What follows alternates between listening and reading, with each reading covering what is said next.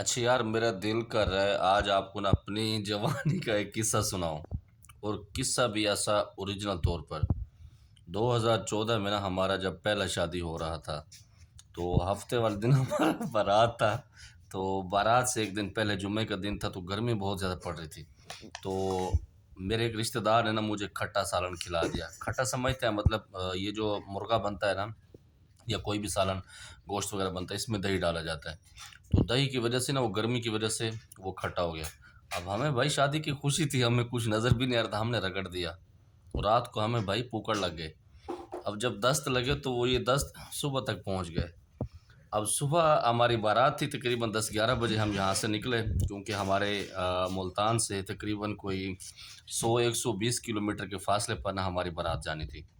تو ہماری کچھ دشمنی وغیرہ بھی تھی، جس کی وجہ سے میں نے حفاظتی طور پر نا سیفٹی ہتھیار لگایا ہوا تھا اپنے ساتھ۔ دولہے صاحب کو سیفٹی ہتھیار لگا ہوا ہے۔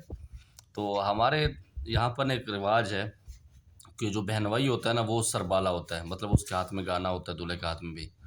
تو ہمارے بھائی بڑے بڑے بال ہوتے تھے اس وقت اپنا عروج تھا۔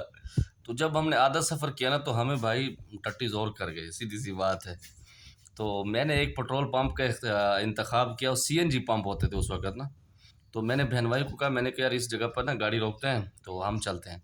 اچھا وہ ایسا تھا کہ یہ پٹرول پمپ ہے نا CNG، اس کی نیچے وہ تھا مینیجر کا روم تھا، اس کے ساتھ واش روم تھا، اور اس کے اوپر واش روم نہیں تھا CNG پر، کیونکہ وہ چوک کی جگہ تھی تو لوگ وہاں استعمال کرتے تھے، اس وجہ سے انہوں نے نیچے بنایا ہوا تھا۔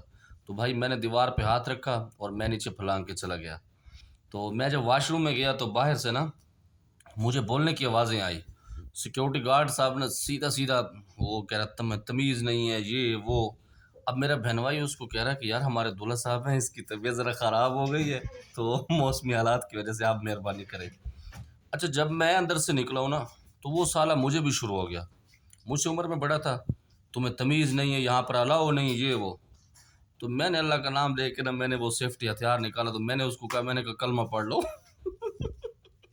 جب میں نے یہ کہا کلمہ پڑھو، تو ایک دم نے ایسے اس کی ہوا نکل گئی، کہتا خدا کے لیے میرے چھوٹے چھوٹے بچے ہیں، مجھے کچھ نہ کہو۔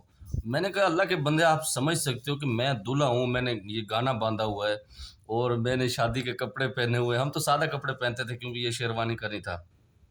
تو میں نے کہا مجھے پتہ یہاں الاؤ نہیں ہے، یہ آپ کے مینیجر کا روم ہے، اس طرف الاؤ نہیں ہے، لیکن آپ دیکھو کہ میں دیوار پھلانگ کے ہوں، میری مجبوری ہے نا، میں یہاں پر سوٹڈ بوٹڈ ہوں اور دلہا بنا ہوا ہوں۔ میں نے کہا تمہیں کچھ محسوس نہیں ہوا؟